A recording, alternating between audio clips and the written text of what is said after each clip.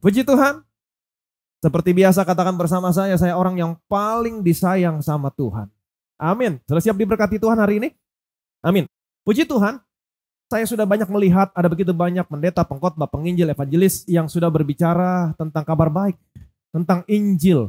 Tetapi saya mau saudara mengerti, kalau saudara mendengar kabar baik Injil, pastikan Injil kabar baik yang saudara dengar adalah Injil tentang kasih karunia Allah. Injil tentang Yesus Kristus. Paulus mengatakan dalam Kisah Para Rasul pasal 20 ayat 24 berkata begini. Tetapi aku tidak menghiraukan nyawaku sedikit pun, asal saja aku dapat mencapai garis akhir dan menyelesaikan pelayanan yang ditugaskan oleh Tuhan Yesus kepadaku untuk memberi kesaksian tentang Injil kasih karunia Allah.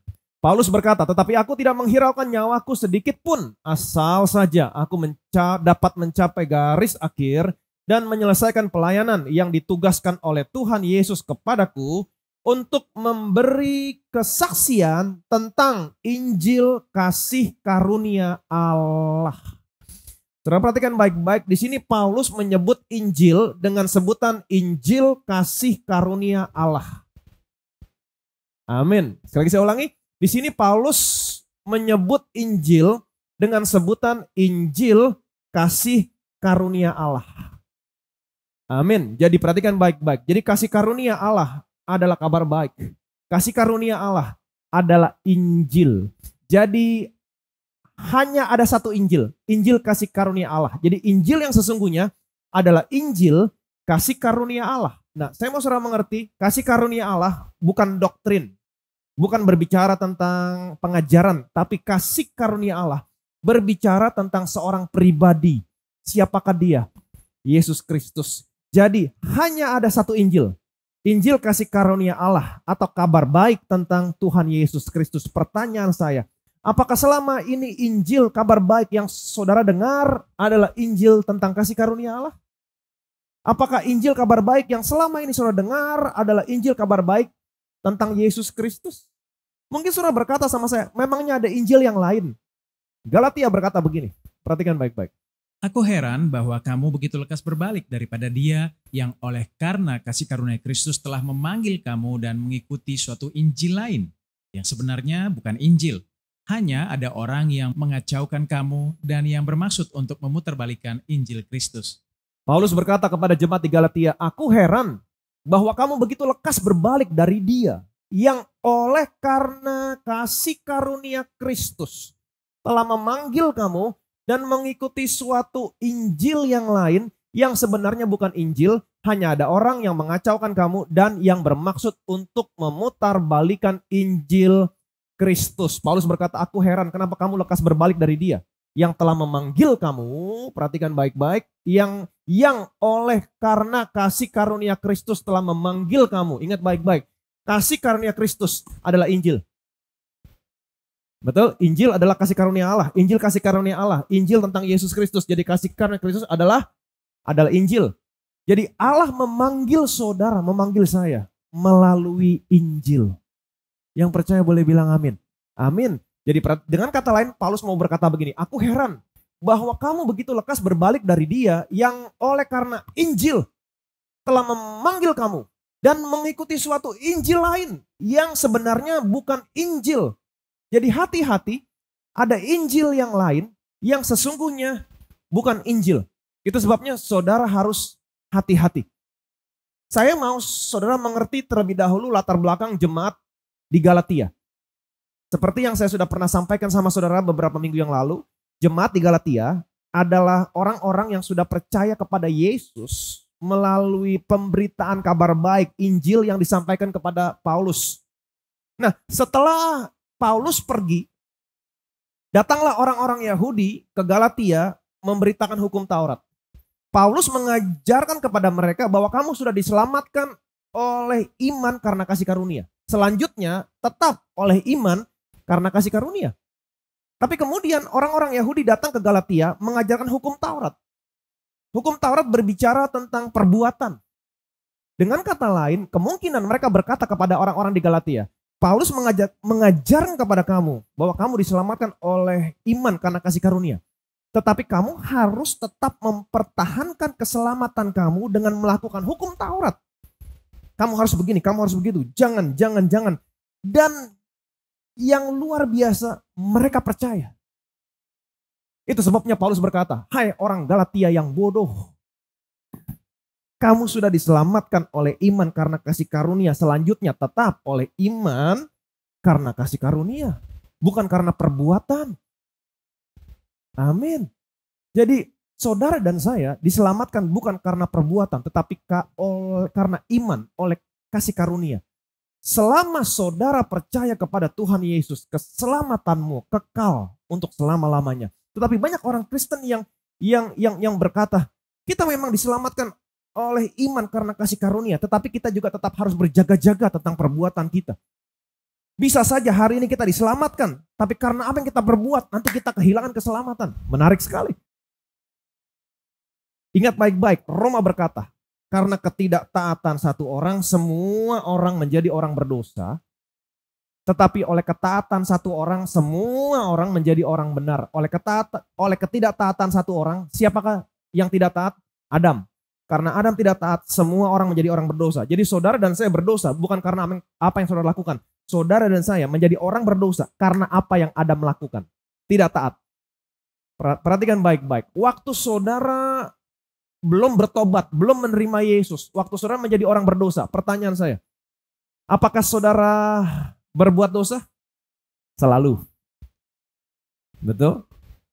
Apakah saudara pernah berbuat baik, berbuat benar? Kadang-kadang. Pertanyaan saya, apakah waktu sudah berbuat baik, berbuat benar, apakah perbuatan baikmu, perbuatan benarmu bisa merubah statusmu dari orang berdosa menjadi orang benar? Tidak bisa. Artinya apa? Apa yang Adam lakukan begitu powerful. Perbuatan benarmu, perbuatan baikmu tidak bisa merubah statusmu dari orang berdosa menjadi orang benar. Apa yang Yesus lakukan? Ketidaktaatan satu orang membuat orang jadi orang berdosa, Adam. Kalimat selanjutnya mengatakan ketaatan satu orang, Yesus. Amin.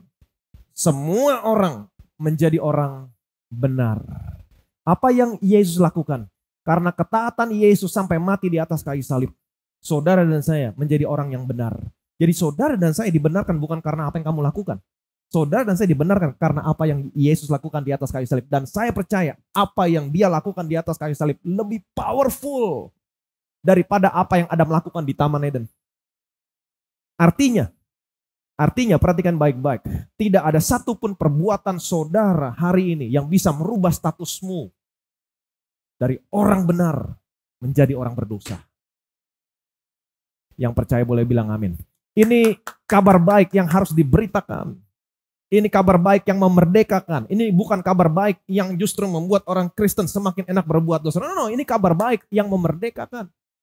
Kalau saudara percaya sesuatu yang salah, misalnya saya berbuat sesuatu yang salah, kemudian saudara percaya sesuatu yang salah, oh Tuhan marah sama saya karena saya berbuat dosa, karena saya berbuat salah, Tuhan marah sama saya.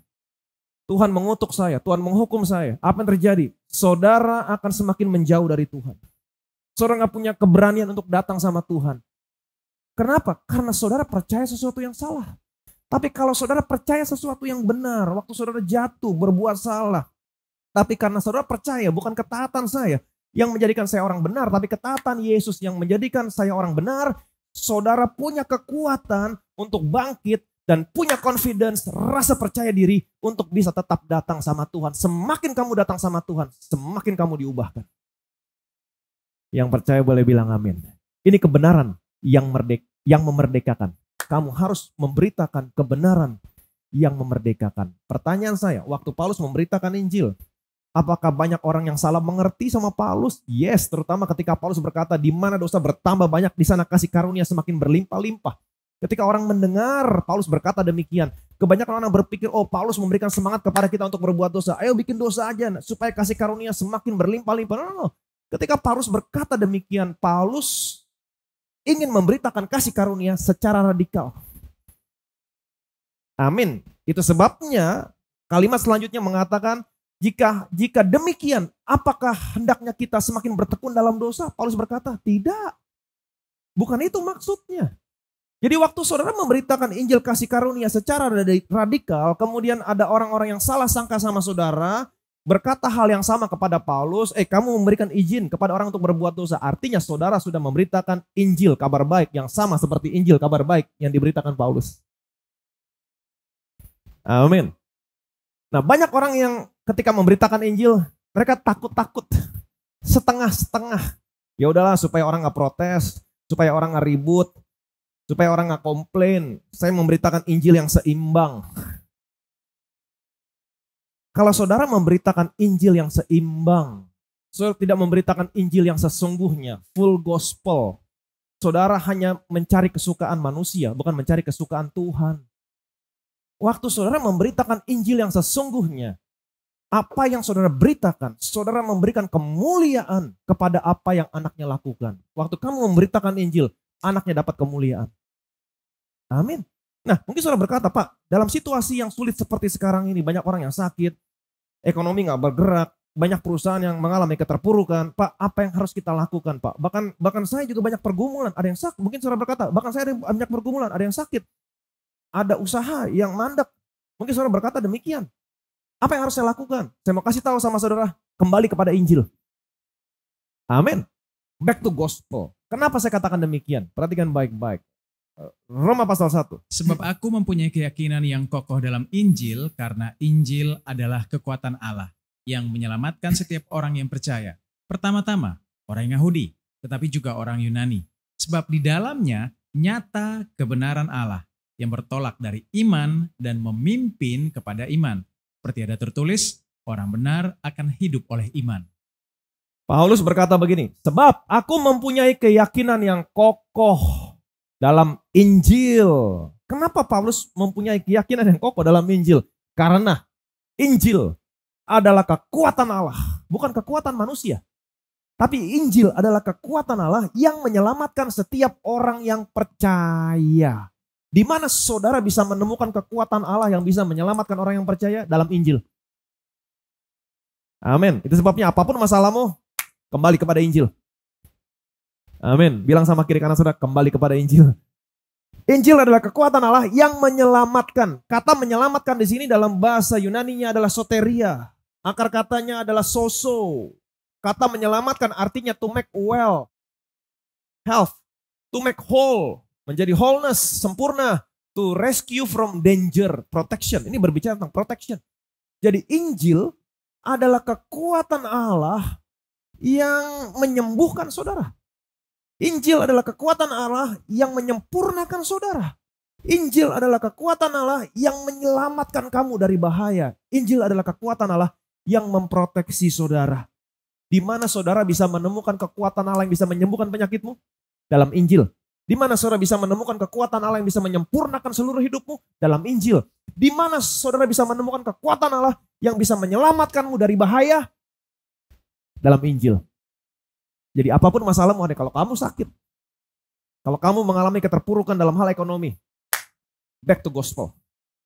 Kembali kepada Injil. Kembali kepada kabar baik. Di situ saudara akan menemukan kekuatan Tuhan yang menyembuhkan dan memberkati saudara. Yang percaya boleh bilang amin. Ayat selanjutnya mengatakan sebab di dalamnya nyata kebenaran Allah. Di dalam Injil nyata kebenaran Allah. Bukan kebenaran manusia tapi kebenaran Allah. Apa itu kebenaran Allah? Anugerah kebenaran. Kebenaran karena pemberian. Amin. Karena saudara percaya kebenaran itu diberikan kepada saudara, kepada saya. Nah, iblis paling takut kalau sampai orang Kristen tahu bahwa kebenaran itu adalah anugerah. Pemberian, bukan sesuatu yang diperjuangkan. Saudara hanya percaya kepada Yesus, ketaatan Yesus menjadikan kamu orang yang benar. Jadi iblis paling takut, sekali lagi saya ulangi, paling takut kalau sampai orang Kristen tahu kebenaran itu adalah pemberian. Kenapa? Ketika orang Kristen tahu kebenaran adalah pemberian, apa yang terjadi? Dosa akan berakhir. Penyakit akan berakhir, kemiskinan akan berakhir. Karena tadi dikatakan, karena dosa satu orang, maut berkuasa atas satu orang itu, maka lebih benar lagi mereka yang menerima kelimpahan, jemaat Bethesda, mereka yang menerima kelimpahan kasih karunia dan anugerah kebenaran akan hidup dan berkuasa. Jadi apapun masalahnya hari ini, apapun situasinya, dunia boleh resesi, orang boleh pada sakit, tapi kalau saudara menerima dua hal ini, kelimpahan kasih karunia, anugerah kebenaran, kamu akan hidup dan berkuasa. Yang percaya boleh bilang amin. Jadi apapun masalahmu, kembali kepada Injil. Karena di situ ada kekuatan Allah yang bisa menyelamatkan saudara. Kalau iblis tahu bahwa Injil bisa menyelamatkan seluruh area kehidupan saudara, apa yang akan dia lakukan kira-kira? Dia akan menghambat pemberitaan Injil. Atau mungkin dia ganti Injilnya dengan Injil yang lain. Itu sebabnya Paulus berkata, aku heran kenapa kamu lekas berbalik dari Dia yang telah memanggil kamu oleh kasih karunia Kristus, oleh Injil, mengikuti suatu Injil yang lain, yang sesungguhnya bukan Injil. Hanya ada orang-orang yang ingin mengacaukan Injil Yesus Kristus. Jadi hati-hati. Ini yang iblis lakukan di akhir zaman ini. Dia tahu kabar baik, Injil kasih karunia Allah bisa menyelamatkan orang. Nah kalau dia tahu, apa yang dia lakukan? Dia stop pemberitaan Injil. Apalagi yang dia lakukan? Dia ganti Injilnya. Amin. Ayat berikutnya, perhatikan baik-baik. Tetapi sekalipun kami atau seorang malaikat dari sorga yang memberitakan kepada kamu satu Injil yang berbeda dengan Injil yang telah kami beritakan kepadamu, terkutuklah dia. Seperti yang telah kami katakan dahulu. Sekarang kukatakan sekali lagi, jikalau ada orang yang memberitakan kepadamu suatu Injil yang berbeda dengan apa yang telah kamu terima, terkutuklah dia. Perhatikan baik-baik. Di sini Paulus mengatakan sampai 2 kali. Seperti yang saya katakan, kalau sampai ditekankan 2 kali ini serius. Kalau sampai ada orang yang memberitakan Injil yang berbeda dengan Injil yang diberitakan Paulus. Ingat, apa Injil yang diberitakan Paulus? Paulus menyebut Injil dengan sebutan Injil kasih karunia Allah. Betul? Atau Injil tentang Yesus Kristus. Jadi kalau sampai ada orang yang memberitakan Injil yang lain, yang berbeda dengan Injil kasih karunia Allah, yang berbeda dengan Injil tentang Yesus Kristus, Paulus mengatakan sampai 2 kali, terkutuklah ia. Kutuknya double. Amin. Artinya saudara bisa melihat betapa Allah memproteksi Injilnya. Tuhan mau kabar baik ini bisa sampai kepada setiap orang percaya. Di situ ada kekuatan yang bisa menyelamatkan, memerdekakan. Jadi Tuhan begitu proteksi Injilnya. Kalau sampai ada orang yang ingin memberitakan Injil yang berbeda dengan Injil kasih karunia Allah, yang berbeda dengan Injil Yesus Kristus, 2 kali. Terkutuklah ia. Tetapi kalau saudara mau memberitakan Injil yang sama diberitakan Paulus, Injil kasih karunia Allah, Injil tentang Yesus Kristus, saya percaya saudara diberkati double. Diberkatilah saudara. Double. Yang percaya boleh bilang amin. Amin.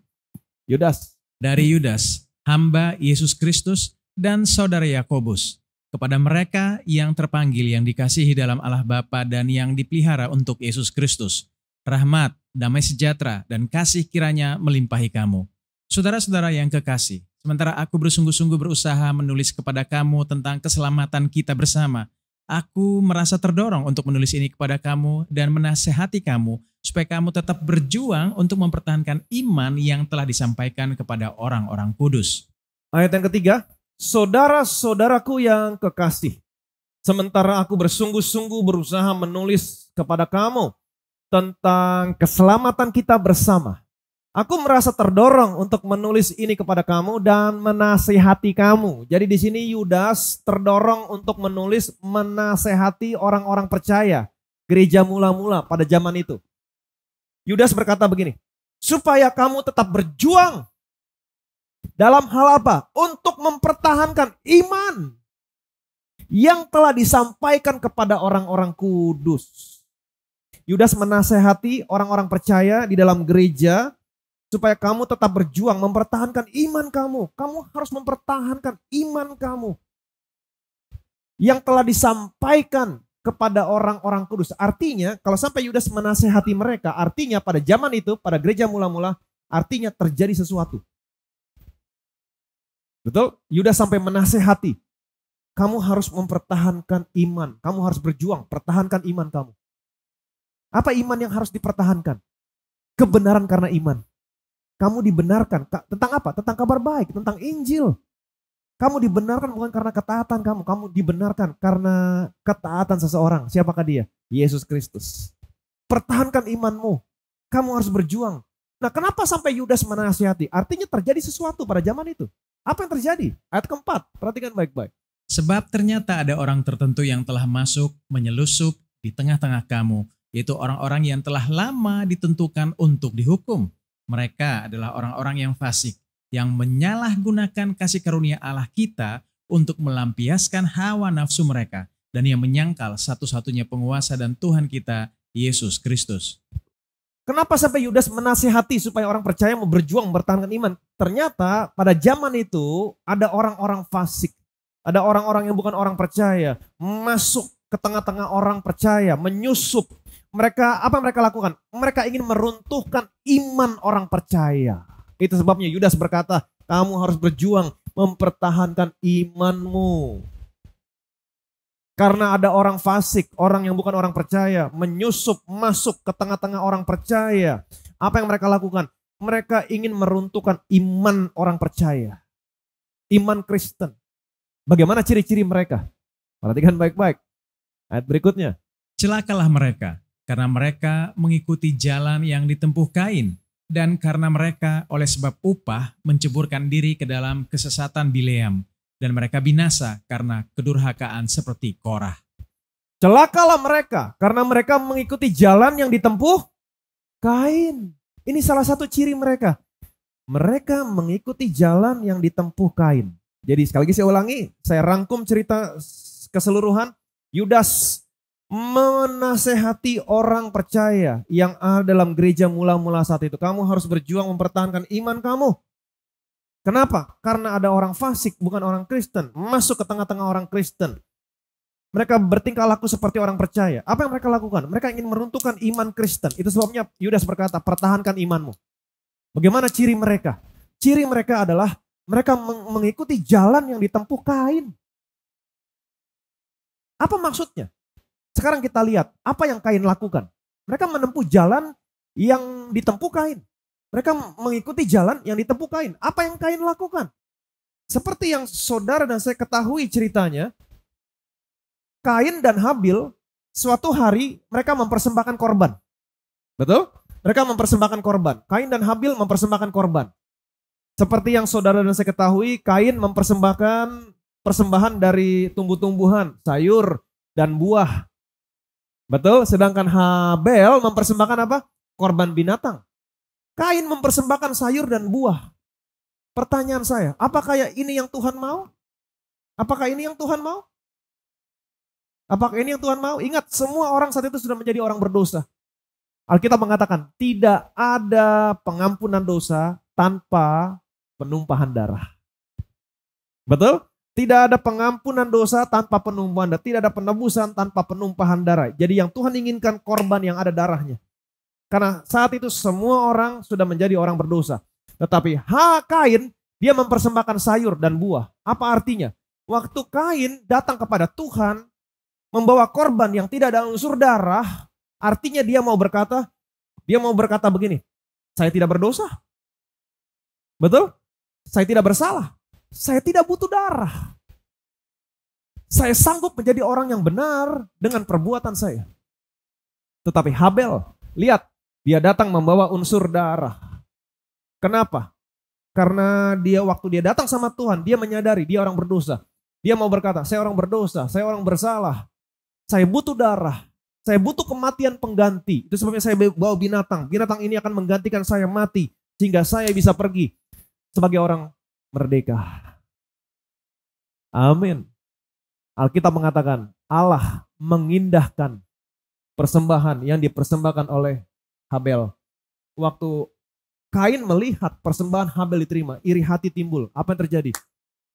Kain membunuh Habel. Dan saya mau mengerti, Kain berbicara tentang orang yang dibenarkan karena perbuatannya. Habel berbicara orang yang dibenarkan karena iman. Betul? Amin. Nah, ini yang dilakukan Kain. Orang yang dibenarkan karena perbuatan membunuh orang yang dibenarkan karena iman. Dan ini yang terjadi di dalam gereja. Orang yang dibenarkan karena perbuatan ingin membunuh, ingin menghapus kepercayaan orang yang dibenarkan karena iman. Dan Alkitab mengatakan, celakalah mereka. Celakalah mereka. Paulus mengatakan, kalau sampai ada orang yang memberitakan Injil yang lain sampai 2 kali, terkutuklah mereka.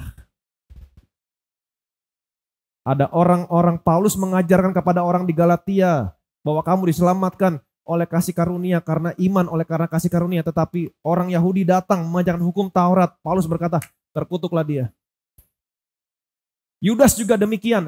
Orang Kristen, kamu harus mempertahankan iman kamu. Kamu adalah orang yang dibenarkan karena iman, bukan karena perbuatan. Pertahankan iman kamu. Kamu berjuang, pertahankan iman kamu. Betul? Amin. Dan Yudas memberitahukan, ini ciri-cirinya. Mereka menyusup di tengah kamu. Mereka ingin meruntuhkan iman kamu. Apa cirinya? Mereka mengikuti jalan Kain.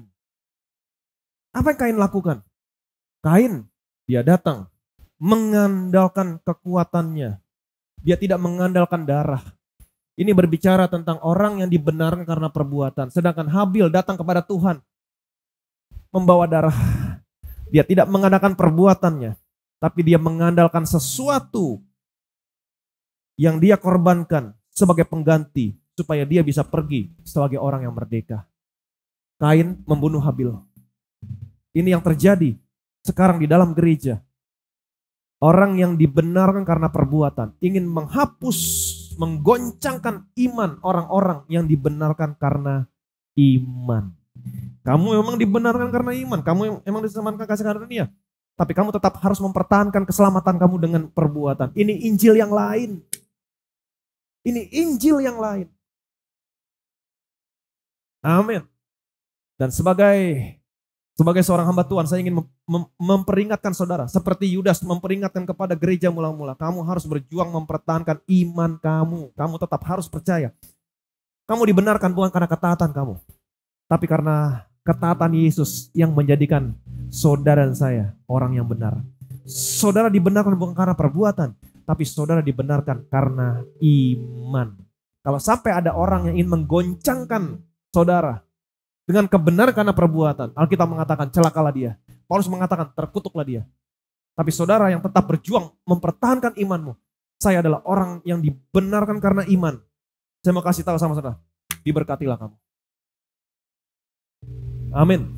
Diberkatilah kamu. Minggu yang lalu kita sudah belajar kalau saudara tetap percaya, mentaati iman saudara, mempertahankan imanmu, berjalan dalam kebenaran Injil. Saya adalah orang yang dibenarkan karena iman. Alkitab mengatakan hasilnya kamu hidup dalam damai sejahtera dengan Allah. Health, prosperity. Amin, peace. Dunia boleh sakit-sakitan, tapi kamu yang mempertahankan iman, berjalan dalam kebenaran Injil, percaya kamu adalah orang yang dibenarkan karena iman. Hidupmu sehat. Dunia sakit, hidupmu sehat. Dunia resesi, hidupmu diberkati. Dunia khawatir, hidupmu damai. Amin. Saudara yang hari ini mau mempertahankan iman, tidak mengikuti jalan Kain, tidak mendengarkan Injil yang lain, hanya Injil kasih karunia Allah, hanya Injil tentang Yesus Kristus, kabar baik. Dan saya percaya hidupmu diberkati Tuhan. Sekalipun dalam situasi yang sulit, hidupmu diberkati Tuhan. Yang percaya boleh bilang amin. Saya mau baca satu kesaksian. Setiap kali ada banyak kesaksian yang masuk. Kesaksian kali ini dari Pak Julius Indra, Kelapa Gading. Shalom. Izinkan saya dan keluarga saya membagikan kesaksian bagaimana Tuhan memberkati dan membukakan pintu-pintu yang baik bagi anak-anaknya di tengah situasi dunia yang sulit seperti sekarang ini. Seperti kita ketahui, sejak memasuki akhir tahun 2019, hampir semua sektor dunia usaha mulai merasakan kelesuan. Dan memasuki awal tahun 2020, dunia usaha semakin mengalami keterpurukan yang cukup drastis karena adanya pandemi COVID-19. Tetapi kami percaya kebaikan dan kemurahan Tuhan selalu menyertai kami sekeluarga dan juga bagi setiap orang percaya. Amin. Kami memiliki suatu perusahaan jasa kepengurusan kepabeaan dan import dan juga perusahaan bongkar muat yang sudah kami jalani selama lebih dari 20 tahun. Puji Tuhan. Di saat kondisi usaha dan perekonomian dunia saat ini mengalami situasi yang tidak menentu dan sulit serta terpuruk. Tetapi justru di saat-saat seperti ini Tuhan memberkati usaha kami dan membuka pintu-pintu yang baik yang tidak pernah kami bayangkan atau ekspektasikan sebelumnya.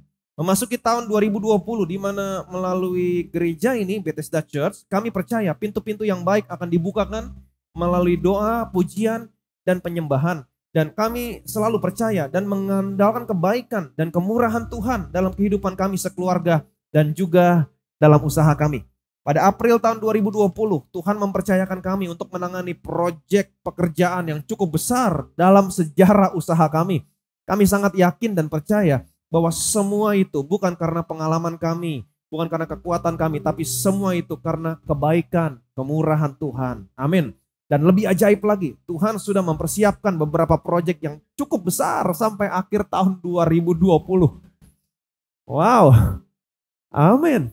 Kamu hidup dalam damai sejahtera dengan Allah. Kamu yang dibenarkan karena iman, kamu hidup dalam damai sejahtera dengan Allah. Hari ini saya bersama istri merenungkan kembali bagaimana Tuhan menunjukkan kasih setianya buat kami dan keluarga tahun 1998.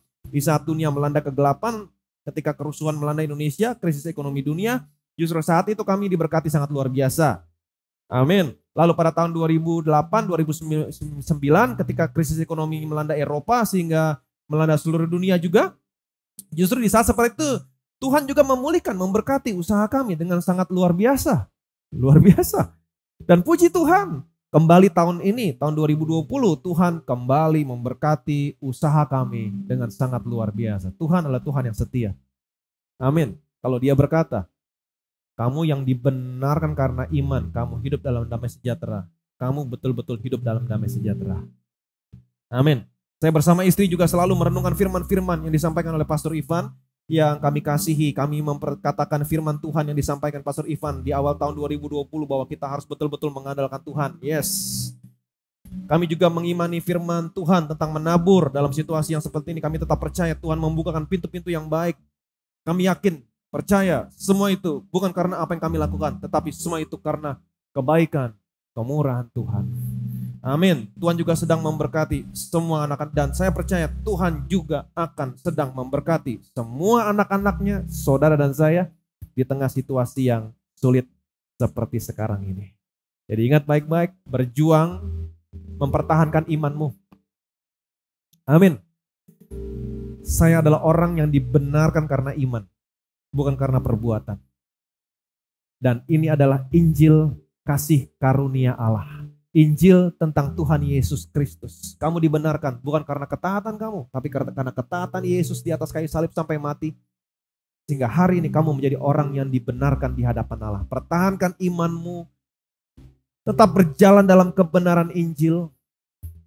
Amin. Jangan lekas berbalik dari Injil yang sudah diberitakan kepada kamu dengan mengikuti Injil yang lain yang sebenarnya bukan Injil. Hanya ada orang yang ingin mengacaukan Injil Yesus Kristus. Seperti Yudas mengatakan, hanya ada orang yang ingin meruntuhkan imanmu. Dan Yudas berkata, celakalah mereka. Paulus berkata, terkutuklah dia.